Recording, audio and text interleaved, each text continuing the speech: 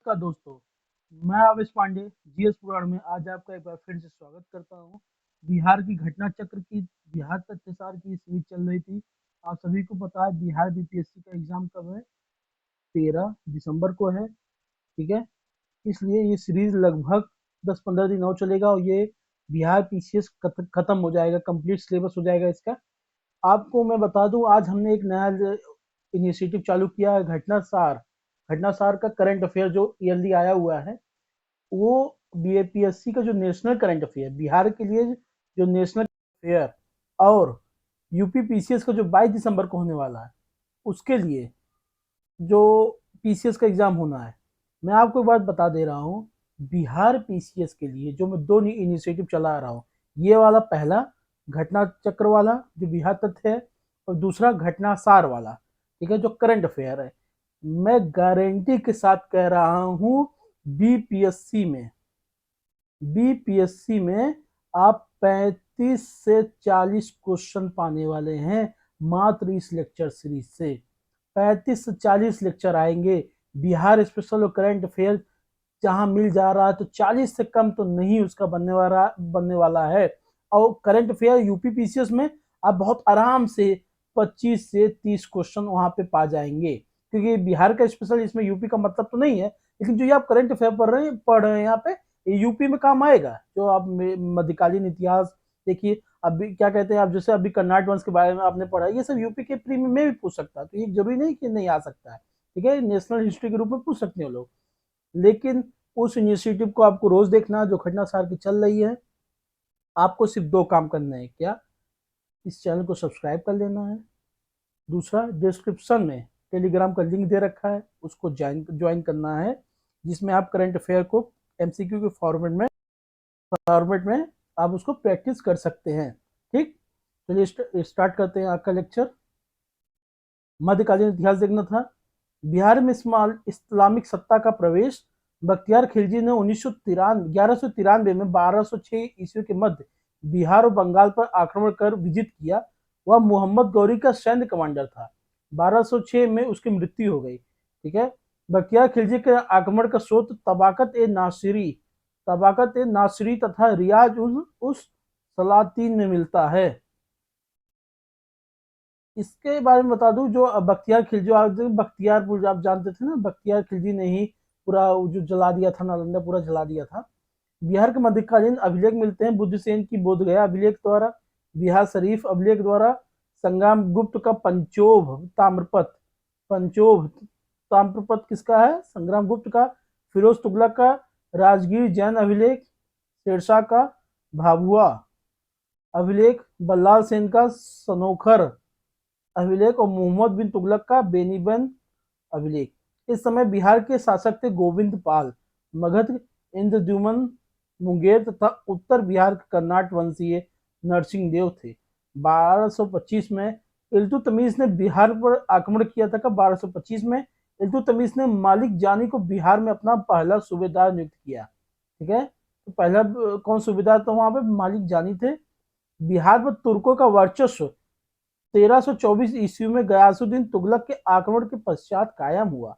बिहार के तिरहट क्षेत्र का विलय मोहम्मद बिन तुगलक यानी एमबीटी कहते हैं हम लोग इसको, मोहम्मद बिन तुगलक होते फिरोज शाह तुगलक यानी एफएसटी, ऐसे याद कर लेते हैं। तो एमबीटी के काल में किया गया, इसका नाम तुगलकपुर रख दिया गया। तिरहट तो तुगलकपुर किसके आक्रमण करने पर रखा गया? मोहम्मद बिन तुगलक। आपको ऑप्शन में दे सकता है फिरोज शाह तुगलक, जो कि गलत है। तैमूर के आक्रमण ने दिल्ली सल्तनत को व्यापक क्षति पहुंचाई। इसके परिणाम स्वरूप बिहार में वर्चस्व के लिए जौनपुर और बंगाल के शासकों में प्रतिस्पर्धा शुरू हो गई। जौनपुर को सिराजे हिंद भी कहा जाता था। क्या? सिराजे हिंद भी कहा जाता था। 1495 से 96 ईस्वी के आसपास सिकंदर लोदी ने दरिया खान नुहानी को बिहार का राज्यपाल नियुक्त किया। इसने सिकंदर लोदी ने। 1526 ईस्वी में बाबर ने पानीपत के युद्ध में इब्राहिम लोदी को परास्त किया। इसके बाद दरिया खान के पुत्र बहार खान के बिहार में स्वतंत्र रियासत की घोषणा कर दी। ठीक है, तो बहार खान ने जैसे इब्राहिम लोदी हारे, पहले इब्राहिम लोदी के अंदर में थे ये, तो हम बहार खान, तो जब बाबर आके राजा बन गया तो बहार खान बोले कि हम उसके अंडर में थोड़ी ना रहेंगे, तो हम अपना अलग हो जाते हैं, तो बहार खान अलग राजा बन गए। शेरशाह का देखते जन्म हुआ 1472 ईस्वी में, कुछ विद्वान कहते हैं कि नहीं 1486 में हुआ था। बचपन का नाम इसका फरीद था। बाप का नाम हसन खान था जो सासाराम के जागीरदार थे। शिक्षा इसने जौनपुर में ली थी। ठीक है, तो पिता का नाम क्या था इसके? हसन खान था, सासाराम के जागीरदार थे। बहर बहर खान लोहानी ने फरीद को शेर खान की उपाधि दी। किसने दिया था शेर खान की उपाधि? बहर खान ने। मोहम्मद शाह बहर खान लोहानी की मृत्यु के पश्चात उसकी विधवा पत्नी दूदू बेगम ने शेर खान से विवाह कर लिया।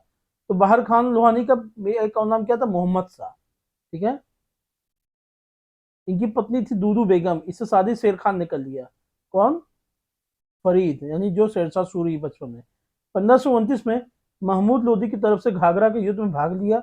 1529 में बंगाल के नुसरत शाह को पराजित कर हजरत ए आला की उपाधि धारण की। तो ये महमूद लोदी ने जो 1529 में पानी बाबर से लड़ाई लड़ी थी, तो आप से पूछ सकते हैं कि ये बाबर की किस लड़ाई में शेरशाह सूरी ने हिस्सा लिया था? तो घाघरा का युद्ध था। बहुत इंपॉर्टेंट है, मोहम्मद महमूद लोदी की तरफ से। 1530 में लॉर्ड मलिका चुनार के फौजदार ताज खान की विधवा से विवाह किया। इसने लाल मलिका से किया। 1534 में सूरजगढ़ के युद्ध में बंगाल के महमूद शाह को पराजित किया।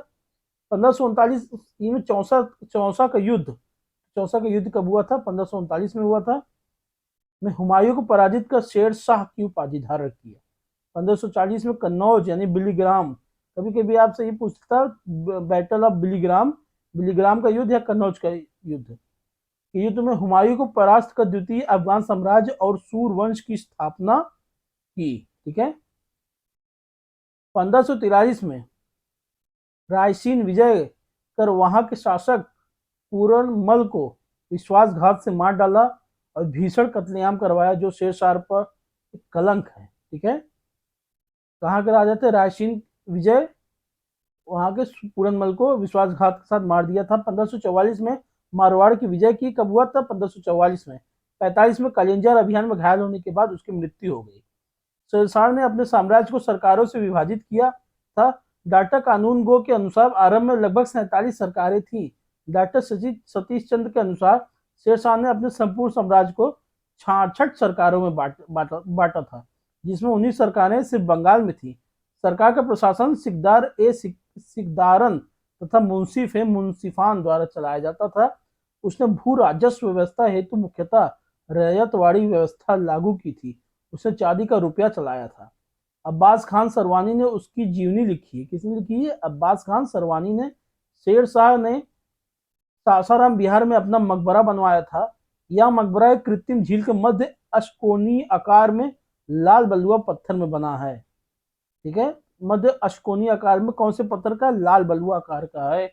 याद रखिएगा, कहाँ पे? सासाराम में है। तो आपसे पूछ सकते सासाराम का मकबरा कहाँ पे है? सॉरी, शेरशाह का मकबरा कहाँ पे? सासाराम में है, जो कि लाल बलुआ पत्थरों से बना है। उसके बाद उसका पुत्र जलाल खान इस्लाम शाह के नाम से जाना गया। उसका पुत्र का नाम क्या था? जलाल खान। 1574-75 में बिहार में पुनः मुगल साम्राज्य शामिल हो गया। औरंगजेब ने अजीमुशान को बिहार का सूबेदार बनाया। ठीक है, उसने पटना का नाम अजीमाबाद कर दिया था। अजीमाबाद। फर्रुखसियार का राज्याभिषेक पटना में हुआ था। औरंगजेब ने मुर्शीद कुली खान को बंगाल, बिहार, उड़ीसा का सूबेदार नियुक्त किया तथा मुर्शीद कुली खान 1704 ईस्वी में बंगाल की राजधानी ढाका से मुर्शिदाबाद स्थानांतरित कर दिया था। गिरिया के युद्ध के बाद अलीवर्दी खान, तो बैटल ऑफ गिरिया, ठीक है, को नवाब बना। वह अंतिम शक्तिशाली नवाब था। तो अलीवर्दी खान, बैटल ऑफ गिरिया युद्ध के बाद अलीवर्दी खान नवाब बने थे। 1756 ईस्वी में सिराजुद्दौला अलीवर्दी खान का नाती बंगाल का नवाब बना। जून 1775 में पलासी के युद्ध के बाद वह अंग्रेजों से हार गया। जून 1757 में मीर जाफर बंगाल का नवाब बना। बिहार के प्रमुख सूफी संत को देखते हैं। इमाम मोहम्मद ताज फकीह खानकाह मनेर शरीफ स्थापना 1180 में होता है। भारत की सबसे पुरानी खानकाहों में से एक। ठीक है, खानकाह से संबंधित अन्य प्रसिद्ध संत हैं शाह कमलुद्दीन अहमद, शाह अलाउद्दीन बुखारी सतारी खानका, इनका बेगूसराय का सिलसिला सत्तारी से है। मोहम्मद जिलानी अमझरी कादरी, बहुत इंपॉर्टेंट, नहीं सबको जानना। ठीक है, बिहार के प्रमुख मुगल सूबेदारों को देखते हैं। अकबर अकबर काल में देखते हैं सुजात खान, मिर्जा अजीज कोका, राजा मान सिंह। ये बिहार के प्रमुख सूबेदार थे अकबर के समय में। तो सुजात खान थे, मिर्जा अजीज कोका थे और राजा मान सिंह थे। जहांगीर के समय में कौन कौन थे? अफजल खान थे और शहजाद परवेज थे। शाहजहां के समय में कौन कौन थे? खान आलम थे और शाइस्ता खान थे। औरंगजेब के काल में शहजादा अजीम थे। इंपॉर्टेंट याद कर लीजिएगा आप, कौन किसके काल में था। तो शहजादा अजीम किसके समय था? औरंगजेब के समय में। खान आलम, शाहिस्ता खान शाहजहां के समय में। अफजल खान और शहजादा परवेज ये जहांगीर के समय में। ठीक है। सुजात खान, मिर्जा अजीज कोका और राजा मान सिंह अकबर के समय में थे। आधुनिक इतिहास थोड़ा बहुत देख लेते हैं इसमें। बिहार में यूरोपीय कंपनियों का प्रवेश। पटना में डचों ने 1638 में अपना व्यापारिक केंद्र स्थापित किया। तो डच ने पटना में सबसे किया था, 1638 में किया था। यद्यपि बिहार बीपीएससी 1632 के विकल्प को ही सही मानता है। ठीक है। तो बिहार कहता है कि नहीं, डच ने अपना पहला 1632 में किया था। पटना डिस्ट्रिक्ट गजेटियर के अनुसार 1632 में पीटर मुंडे ने डच व्यापारियों को पटना में देखा था, लेकिन इसमें डच फैक्ट्री की स्थापना का विवरण नहीं है। इग्नू नोट्स और अन्य प्रमाणिक पुस्तकों में पटना में डच फैक्ट्री की स्थापना 1638 में दी गई है। ठीक है। तो जो बीपीएससी कह रहा है भैया वही मानिए, 1632 मानिए, बाकी दिमाग ना लगाइए। वर्तमान पटना कॉलेज और कलेक्ट्रेट डचों की अफीम की कोठी हुआ करती थी। वर्तमान पटना कॉलेज और कलेक्ट्रेट जो अभी का है उसमें डच वहां पे अफीम की खेती किया करते थे। सूती वस्त्र, अफीम, नील आदि से यहाँ निर्यात होता था। तो मेन जो प्रोडक्शन किस चीज का था? कॉटन का था। ठीक है। ओपियम का था और नील का था। 1760 में मीर जाफर के स्थान पर मीर कासिम को बंगाल का नवाब बनाया गया। यूरोपियों का बिहार आगमन देखते हैं। पुर्तगाली कब आए थे? सर्वप्रथम आगमन पुर्तगालियों का हुआ था। व्यापारिक केंद्र उन्होंने हुगली बनाया। कहा? जो बंगाल में था। ये पूरा बिहार ही था ना, बंगाल बिहार एक ही था ना सब। सोरा का व्यापार हुआ था, सोरा का व्यापार करते थे। डच पहली फैक्ट्री पटना में 1632 में। वर्तमान में पटना कॉलेज का प्रशासनिक खंड भवन बना हुआ है इसमें। सूती वस्त्र, अफीम और नील का निर्यात करते थे, यानी एक्सपोर्ट करते थे यहाँ से। अंग्रेज का देखते हैं। पहली फैक्ट्री आलमगंज पटना में 1620 में लगती है। अंग्रेजी यात्री जॉन मार्शल पीटर मुंडी थे। पटना में गोल घर का निर्माण 1786 ईस्वी में हुआ था। प्रथम अंग्रेज मजिस्ट्रेट चार्ल्स फ्रांसिस ग्रांट, ठीक है, 1665 ईस्वी में थे। 1763 में मीर कासिम को हटाकर मीर जाफर को पुनः बंगाल का नवाब बनाया गया। जुलाई 1663 में मीर कासिम को थॉमस एडम्स ने कटवा के युद्ध में पराजित किया। तो मीर कासिम को थॉमस एडम्स ने किस लड़ाई में हराया था? कटवा का युद्ध, बैटल ऑफ कटवा। बहुत इंपॉर्टेंट है, जान लीजिएगा। पर इसके बाद गिरिया तथा उधवा नाला के युद्ध में भी वह पराजित हुआ। अक्टूबर 1764, मतलब हारे रहा था वो।